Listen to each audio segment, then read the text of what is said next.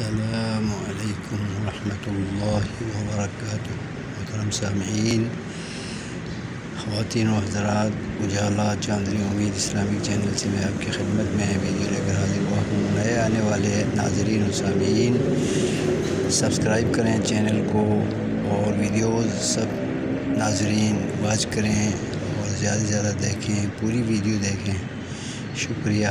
اس video میں سورہ بقرہ کی قرآن و حدیث کی روشنی میں فضیلت بیان کرنا چاہتا ہوں۔ اللہ کے رسول صلی اللہ علیہ وسلم نے فرمایا ہے کہ جس گھر میں سورہ بقرہ پڑھی جائے اس گھر سے بلائیں، آفات، ہر قسم کے شر، نقصان دہ